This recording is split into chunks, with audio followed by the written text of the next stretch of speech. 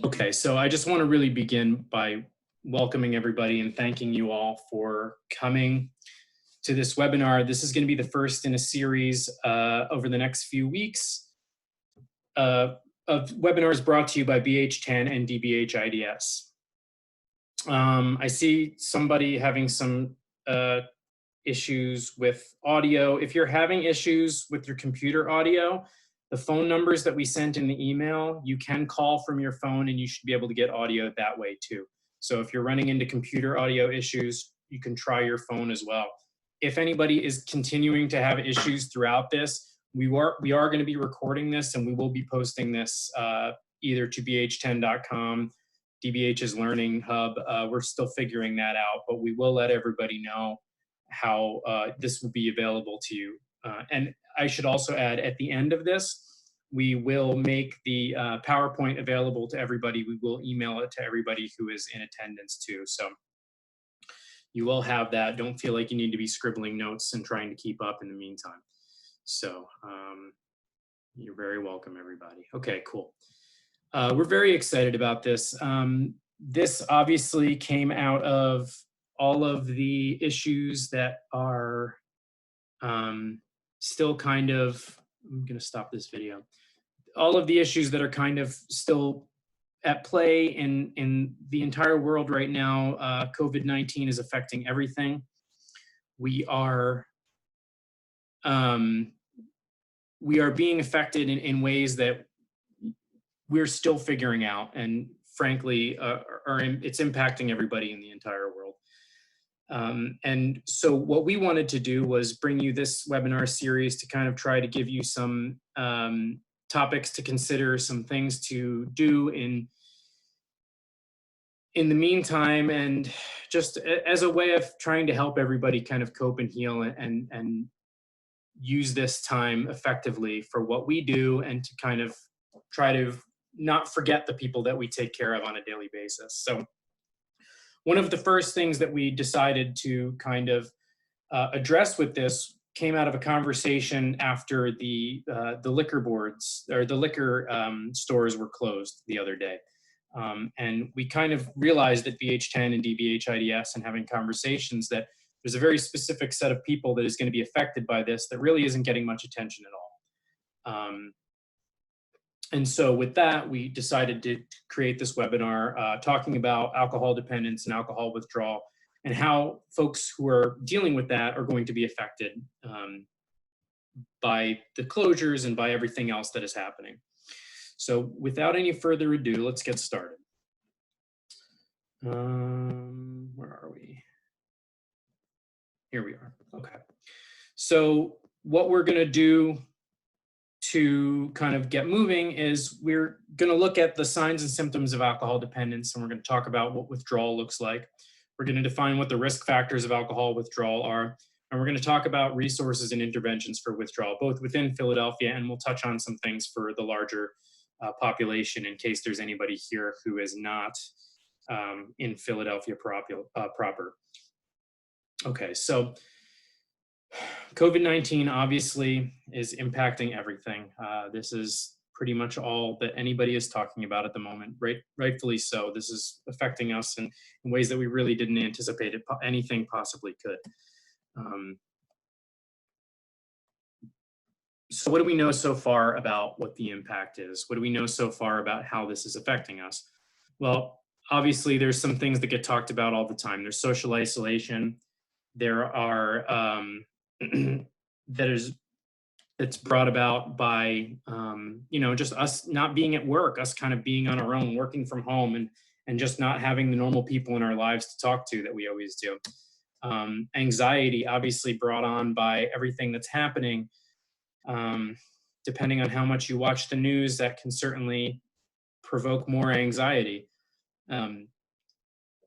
So everything that's happening, we have this kind of constant state of anxiety that's happening for us as a result of everything that's happening with coronavirus right now. Depression might come about as a result of the anxiety. Depression just from not having the normal supports in your life, not being able to go do the things that you normally want to do. it's very easy to kind of have that affect you as a result of everything that's happening. So obviously that's something that's coming about as a result of this. And I will say that these things that we're talking about here, anxiety, depression, social isolation, to put in a little plug, there will be future webinars about this, specifically on Thursday. Andrea October will be presenting, talking about some of these things too. So again, I'll encourage you to sign up for that at some point. But in the meantime, we're just going to touch on them briefly today. And then obviously the medical issues that are kind of secondary to everything that happens as a result of infection from the coronavirus. We know about everything that's happening as far as the fevers, the respiratory issues, everything that's coming about as a result of coronavirus infections. So these are the things that get talked about all the time. These are the things that the news focuses on, rightfully so. I mean, it's affecting more. I'm sorry, I see a few people talking about not being able to see each other. We're keeping the video chat off right now, so that's not abnormal. So all you should be seeing is the PowerPoint. So these are all the things that are addressed all the time because it's the things that are really big that are affecting everybody. But as we talk about those things, what about other people? What about the individuals who are addicted to substances and then other kind of subpopulations of folks who are being affected by things? Well, that stuff's not really getting talked about that much. Certainly we know about it because it's our field, it's what we do for a living. So it's something that we may be thinking about, but it's not certainly something that gets addressed in the larger media very often. So to get into it, as of 3/17, all of Pennsylvania's state-run liquor stores were closed to help curb the spread of the virus. And we've all heard about it, we all know about it. But the question then becomes, how is that going to affect individuals who suffer from alcohol dependence now that the readily available access to liquor is maybe quite not so ready to be obtained anymore? So to be clear, people still have access. It's just severely limited at the moment. You can get it at grocery stores. Some bars are still doing takeout, but the normal ways that people might go about getting it are not necessarily there. People still have some access, but not everyone may have the same access. So it's important to be prepared, thinking about how the situation may change for individuals and how people might need to kind of go about getting things differently. So another thing to consider is that the longer this goes on, the more difficult access may be for people, especially if things change as far as takeout. And we really don't know what's going to be happening. And a lot of the uncertainty is certainly contributing to a lot of the anxiety and everything else that's happening. But we're talking about this just to get in front of it, really, to think about all of these things. And the things we're talking about today really apply specifically to coronavirus and everything that's happening right now. But they certainly, the information is going to be useful for you in the future as you think about other folks that you're dealing with who have alcohol dependence and withdrawal issues as well. So let's talk a little bit about what alcohol dependence is. It happens when the brain functions normally only when in the presence of the addicted substance. And that's usually what we're talking, when we talk about addiction, that's what we mean. A person needs the substance to function. It leads to behavioral issues that are characteristic of addiction. So sometimes we might not think of alcohol abuse as addiction per se, because we talk about opioids and we talk about heroin and cocaine and everything else. But these things are really characteristic of addiction. So when a person is alcohol dependent, they need the substance to function, quote unquote, normally, just to kind of get through their daily life. It takes up a large part of their life, and not only in the drinking, but also in obtaining the substance and in recovering from the substance. Pretty much somebody's whole day is taken up by alcohol in some regard.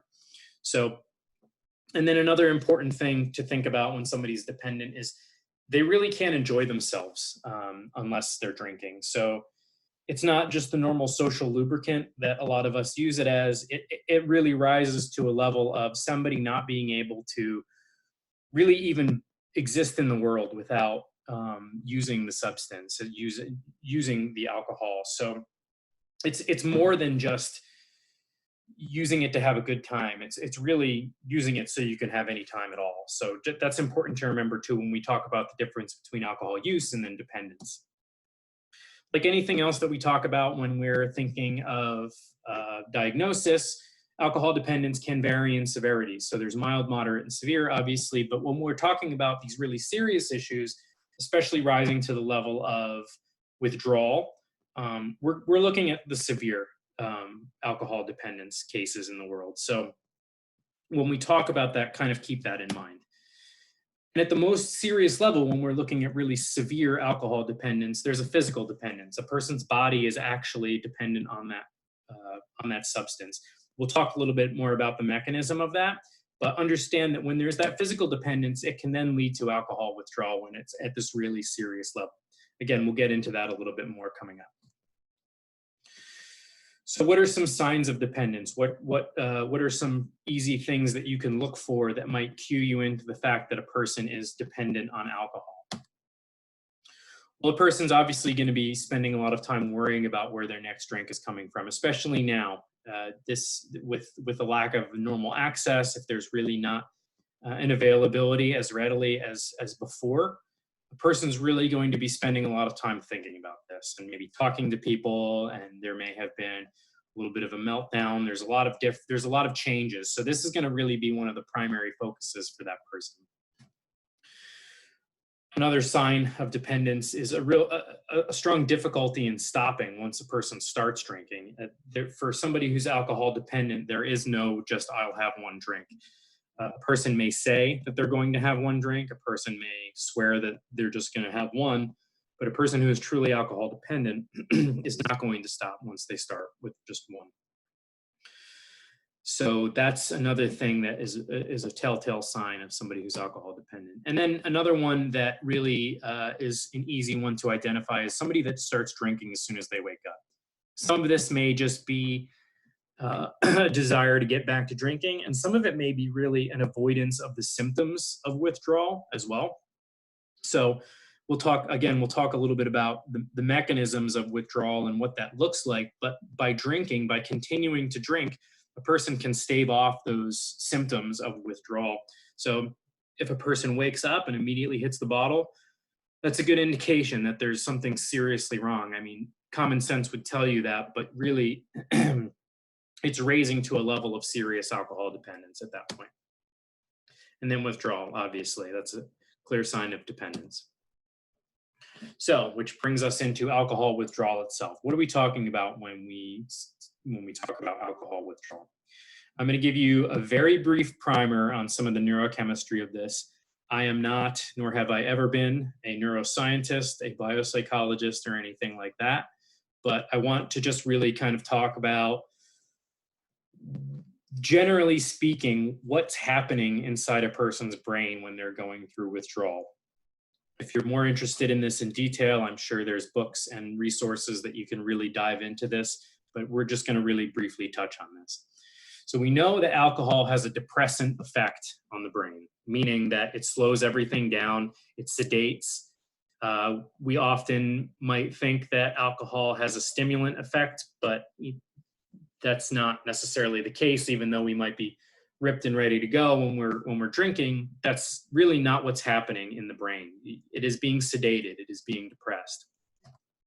So how does that look? And so the constant repeating sedating effects of alcohol, when somebody's drinking constantly, they're keeping that in their body, they're keeping those effects present in their brain.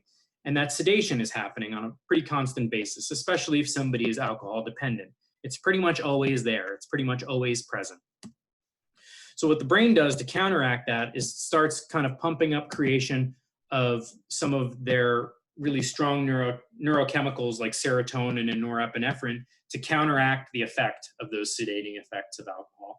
So the brain really starts increasing the production of those neurochemicals to try to achieve some kind of balance. The brain and the body always wants some kind of balance that's existing. It just wants to kind of exist at homeostasis. So those things are really pumped up to counteract that.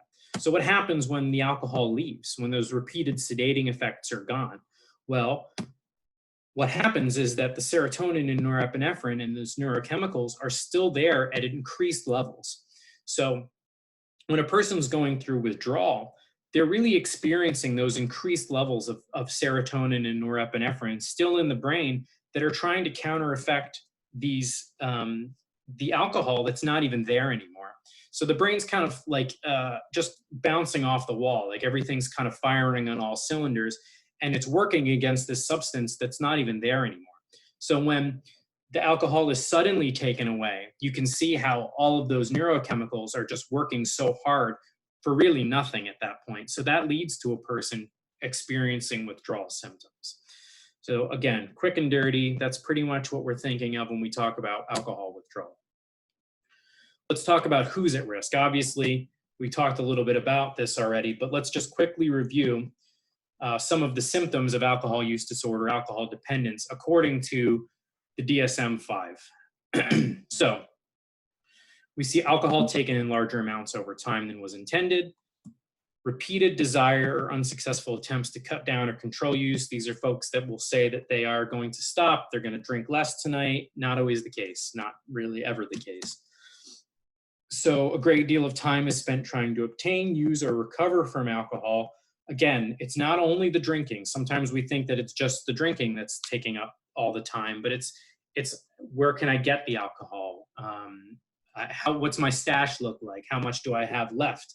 And then also waking up and feeling hungover and trying to recover from it, or thinking about how terrible it makes you feel. And you're really, these people that are experiencing this, their entire day is consumed by the substance. Cravings, obviously, present in any kind of addiction that we're talking about, and especially for alcohol use disorder. Recurrent use, resulting in failure to fulfill role obligations at home, work, or school. That is very important too, because people will shirk their responsibilities. They will not do what they're supposed to do in their life because they're experiencing this substance. They're either drinking, they're recovering, they're trying to obtain, and they're going to blow off things that they previously really cared about, and maybe on some level still do care about, but it really doesn't raise to the same level as the alcohol. And this is another similar one: continued use despite persistent, recurrent social or interpersonal problems caused or exacerbated by effects of alcohol. Really, that's a fancy way of saying that somebody's social dynamics, their social situation, it all suffers because of this. People that you care very deeply about, you're going to blow off, or you're not going to treat as well as you maybe did before. And it's really going to be at the expense of the alcohol. Important activities given up or reduced because of alcohol use. Again, more social things that are kind of going by the wayside because of the alcohol use. I maybe don't go play hockey anymore, and I really wanted to because I'd rather sit and drink with my other friends that don't do any sports or anything like that. So really, that's something that you're going to see. Recurrent alcohol use in situations in which it's physically hazardous. We're thinking of drinking and driving here, and just kind of generally putting yourself at risk and physical harm at the expense of alcohol use. Use is continued despite knowledge of having a persistent or recurrent physical or psychological problem that's likely to have been exacerbated or caused by alcohol. This is, again, a fancy way of saying, I know I have a problem. I know I have, maybe I even know I have alcohol use disorder, and I'm not changing my behavior because of that. I'm continuing to use the alcohol and continuing to do what I was doing, even though I know there's a problem. Maybe even a physical problem, a health issue, liver failure or something like that could be a play here too. Tolerance, basically meaning, I think we all know, generally speaking, what this is, but tolerance being, the same amount of a substance doesn't work the same way for me anymore. It's just not cutting it. I have to use more because my body has just processed that amount and it's just not working anymore. And withdrawal. We talked about that, but again, that's a technical symptom that you will see in the DSM-5.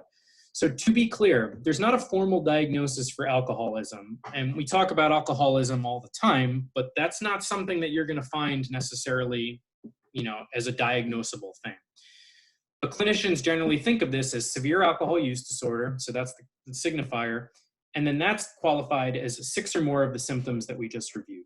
So a person with severe alcohol use disorder has any one of these symptoms, and there's 6 of them. And think what you will about the DSM. It's an imperfect tool, but it is the best that we have, and it's the best way that we can kind of define these things. So just be aware that that's kind of how we're talking about it when we think about it in those terms. So who's at risk for alcohol syndrome? So we talk alcohol withdrawal syndrome, I should say. So we talked a little bit about what to look for and what the mechanism of it is. So who are we looking for with this? Obviously, people who have severe alcohol use disorder, quote unquote, heavy drinkers, somebody who's alcohol dependent, as we talked about before. So that's the first and most obvious one based on everything we talked about. It's more common in adults. That's not to say it can't occur in children or teens, but generally speaking, adults who are heavy drinkers have more experience doing it, obviously. So it is more common just because of the amount of drinking that a person may have done in their life as an adult. Again, that's not to say that you shouldn't be looking for it in children or teens. And it may not be quite as pronounced in a child or a teenager who's drinking. But just be aware, it can happen. You're more at risk if you've previously experienced withdrawal. Your body is more prone to experiencing withdrawal symptoms. And again, that kind of goes back to what we just said about it's more common in adults. So the CDC defines heavy drinking as 8 drinks per week in women and 15 drinks per week in men.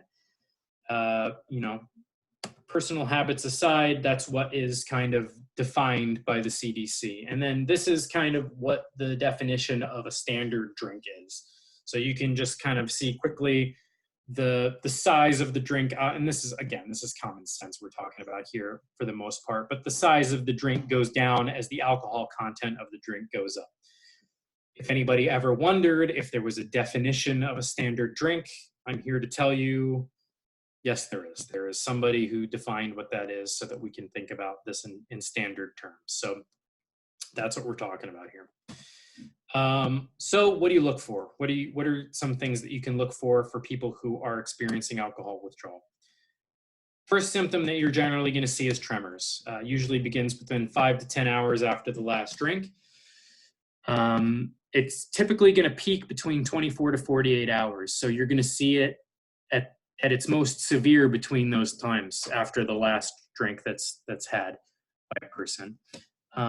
It can just look like tremblings or shakes. It can really be, depending on the person, difficult to detect. I've been around people who have been experiencing this, and I happen to know the person very well, so I knew to look for it. But if you don't know a person and you aren't really sure, this might be something that you miss. It's not always necessarily as pronounced, but this is something that might just look like a person's hand shaking, just very imperceptibly. But this is something that usually starts happening first. Some very serious things can obviously accompany this, and these are things that can accompany all of alcohol withdrawal symptoms. But just so you know, we're looking at rapid pulse, increased blood pressure, breathing increase, sweating, nausea, vomiting, anxiety, hyperarousal, irritability, nightmares, and insomnia. A real treasure chest of great things can start happening to a person. So again, be aware that these are all things that can kind of happen throughout. This isn't just this isn't something that's unique to the tremors. This is something that can occur throughout alcohol withdrawal. But during that first period of time, that's generally when you're going to start seeing this stuff. Next, moving on in terms of severity, we're looking at alcohol hallucinosis, which typically begins between 12 to 24 hours after the last drink. So we're looking at 1 to 2 days after the person has their last drink. It could last as long as 2 days after the last drink that a person has. Again, these are general terms. It could be different for each person, but that's usually when you're looking. Hallucinations will occur. So we're thinking of visual hallucinations or somatic hallucinations, meaning things that you can either see or things that you're feeling and you're kind of experiencing in your body. That may be multiple smaller, similar moving objects. A lot of people report seeing or feeling insects crawling. That's a very common one. Some people will report feeling things underneath their skin, crawling, really terrible, awful things. that a person starts experiencing at this stage. Some people have reported seeing like falling objects, like coins falling, or like water falling and things like that. But it's typically going to be like multiple repeated smaller things that somebody starts seeing. So this is, again, in terms of severity, this is the next thing that you're typically going to see. Moving on, then, you're going to potentially see some seizures. They could potentially occur between 6 to 48 hours after the last drink, and that risk usually peaks at about a day after. And it might not just be one. You might be seeing several over a few hours. And I would assume that most of the folks who are in on this webinar have some form of first aid training. I know it's required for a lot of our providers. And generally speaking, it's just good practice to do if you're doing what we do. And we may have some medical professionals on here too. So I won't talk too much about how to treat a seizure, but I just would make the comment that when you're dealing with seizures with a person who's going through alcohol withdrawal, you deal with that as if you would deal with any other seizure. You help that person in the same way that you would do that. So I'm not a medical professional. I will not teach you how to do that. However, I would refer to your first aid training. I would refer to your medical professionals who are on staff, who are at hand for what to do in those situations. But just be aware that this is something that can happen. Somebody might also be more prone to just having seizures in general, and this could certainly make that more common for them as well. And so the most common, the most severe form of withdrawal that we're going to see, some people may have heard of this. We often refer to it as DTs, but this is delirium tremens. About 1 in 20 people who experience withdrawal symptoms suffer from DTs. So it's certainly not something that's going to hit everybody, but it's common enough and it's serious enough that it's something that you should certainly be aware of, and something that you may potentially have to get medical treatment for a person. So let's talk about DTs. These are going to usually begin 2 to 3 days after the last drink, but it could be potentially delayed more than a week. So that's really one of the sinister things about DTs, is that you might think that a person's out of the woods as far as the experience that they're having with alcohol withdrawal. They may have had tremors, they may have had seizures, they may seem to be improving with their symptoms of alcohol withdrawal. And then DTs may hit. So really just be aware that there's a delay in this, and especially in intensity. It could really intensify between 4 to 5 days after the last drink. So it might not hit for 3 days, and then it could potentially get worse after that. So you're really going to want to be vigilant 2 to 5 days after a person has had their last drink. Especially if a person has experienced withdrawal symptoms before. As we talked about before, a person who's experienced withdrawal symptoms is more prone to experience more severe withdrawals later. Okay. You're going to see dangerous shifts in breathing. There's going to be circulation issues, and there's going to be internal temperature regulation issues as well. So these are really serious things that happens to a person's body that might not be necessarily observable. You're going to see problems with breathing, and you're going to maybe hear them reporting issues about being very cold or being very hot.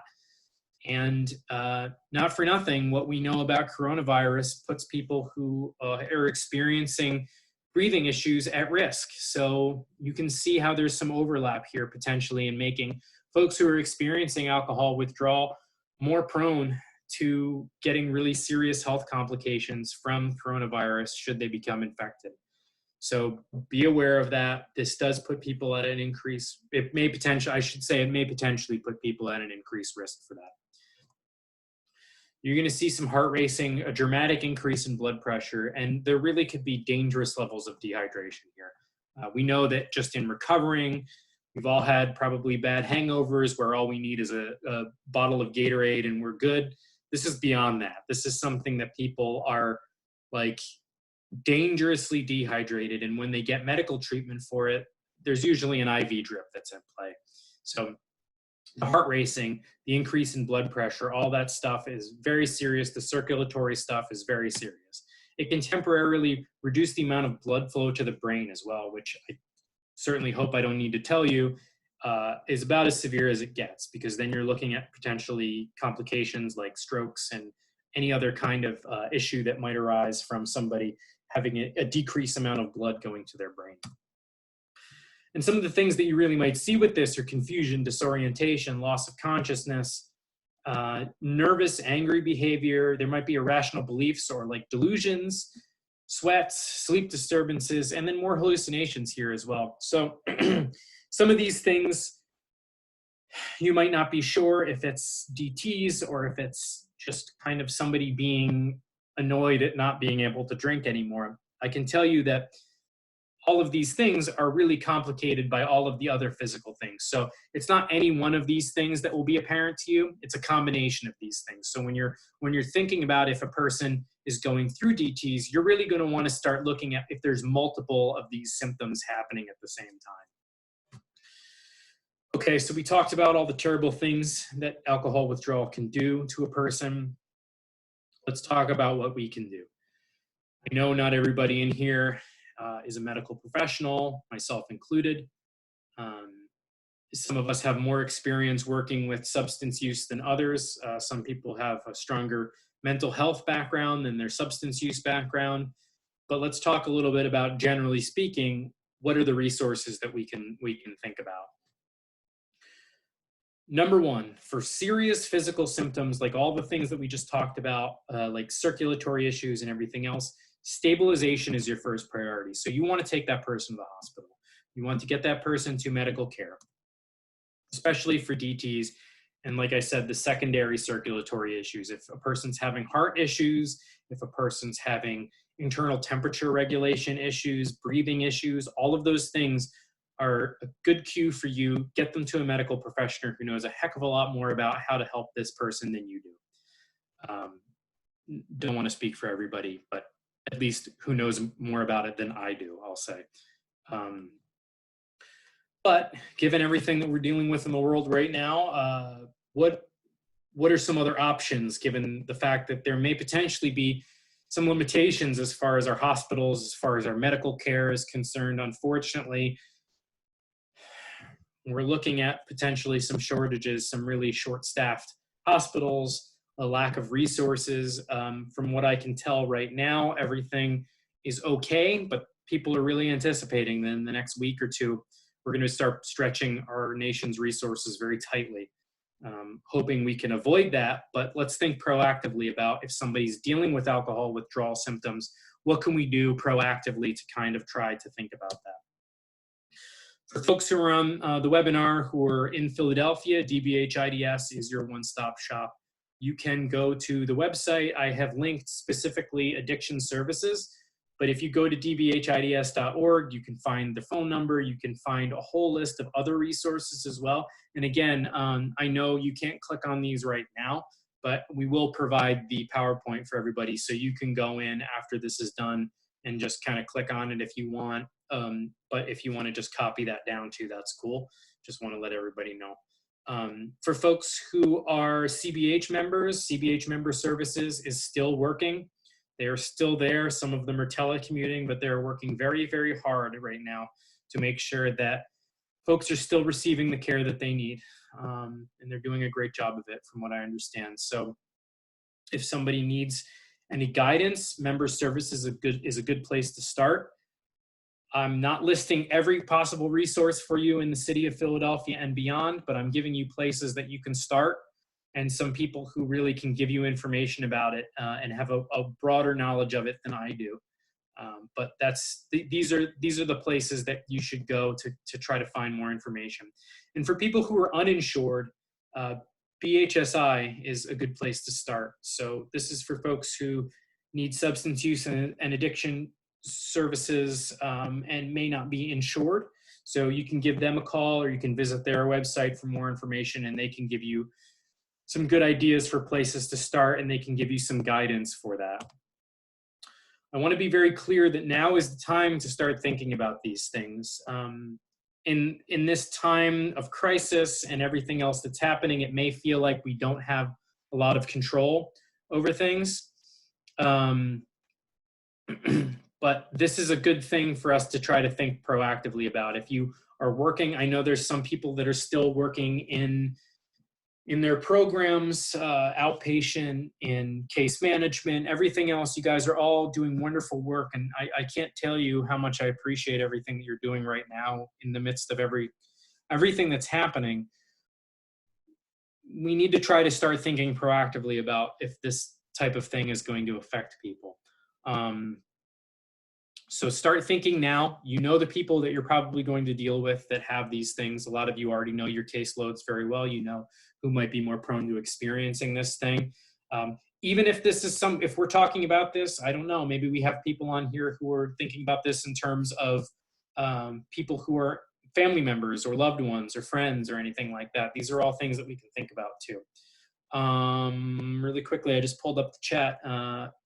E. Maloney says to everybody, many primary care providers will offer Vivitrol oral or injectable and create a taper down drinking plan to help mitigate withdrawal risk if a person is unsure about accessing behavioral health care.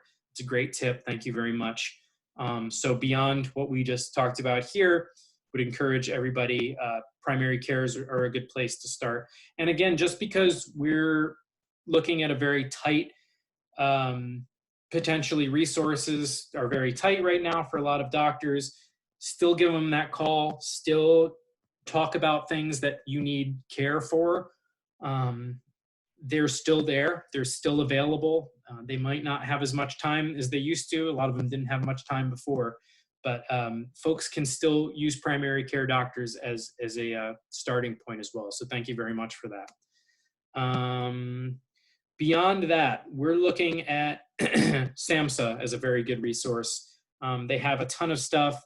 They have specifically, this link has a ton of stuff about coronavirus in general.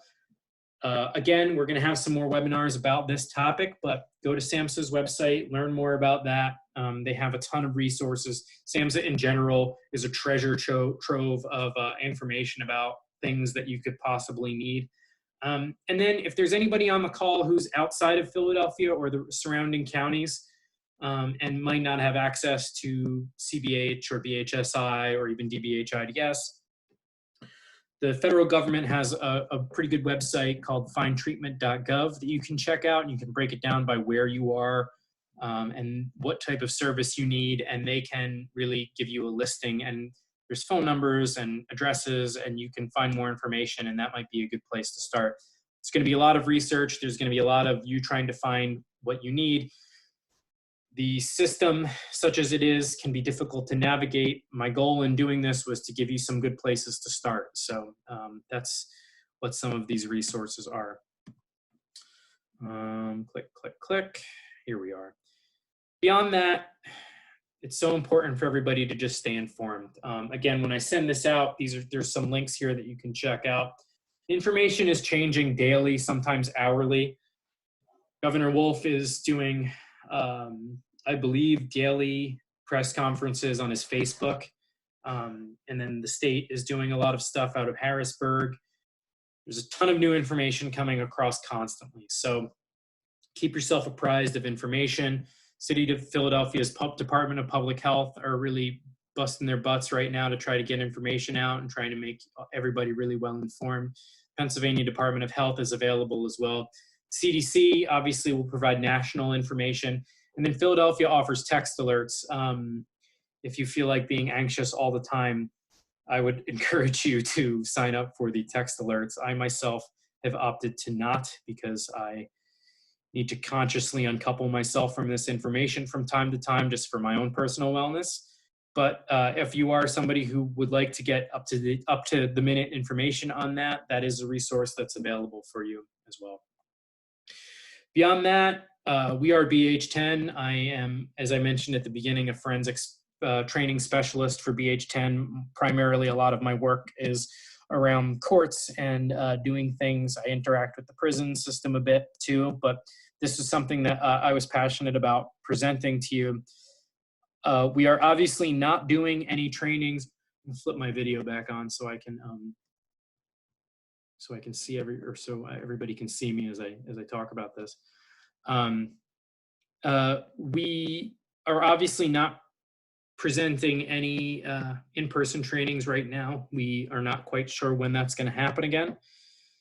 In the meantime, as I mentioned, we are doing this webinar series. I hope you all enjoyed this. I hope you all got something from this. On Thursday, the 26th, the wonderful Andrea October will be presenting about stress tools that you can use during this coronavirus pandemic issues that are coming up as we deal with all of this. Self-care is so important. We always talk about self-care and wellness tools. Sometimes we talk about it so much it doesn't mean anything. Andrea is going to really talk to you about how to kind of help cope with it and what you can do. In the meantime, you can visit bh10.com for more information about what we do, what we have available under better circumstances, and you can sign up for the webinar series while you're there. And here are just some of the resources. Again, you'll have access to this. I want to just really quickly, in the chat, if anybody has any questions, now's the time. I'll give you a few seconds if you want to just ask me anything. I'll do my best. Thank you, Yvette. Appreciate that. Andreas is going to be great on Thursday. We're going to be offering 2 a week, just so you know. So we have we had today's posted. We have Thursdays posted right now, and then we will be posting the following week. Really something we wanted to do to just make sure that you all have something that's keeping you fresh, keeping you on the ball as much as possible right now. This is my pleasure. Yes, we are in this together. Thursday, all the webinars should be at the same time at 1 o'clock. Just so everybody knows.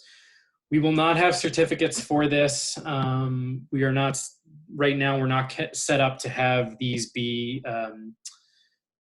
CEU eligible. Normally our trainings for BH10 are CEU eligible, but unfortunately we're not able to do that. Let's see. Yes, everybody please be safe. Everybody please continue your social distancing.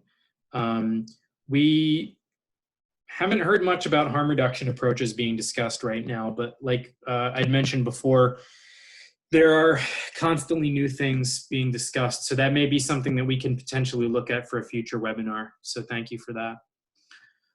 All right, everybody. I appreciate everybody's time. You've all been wonderful. We encourage you to come back for Thursday. Really looking forward to seeing you in person. Any other recommendations for helping people self-manage at home for moderate use disorder? I'm assuming we mean substance use disorder like rationing, etc. My advice on that would probably be, would be very helpful to have that discussion soon, especially for other people who are not able to access Withdrawal. Yes, thank you.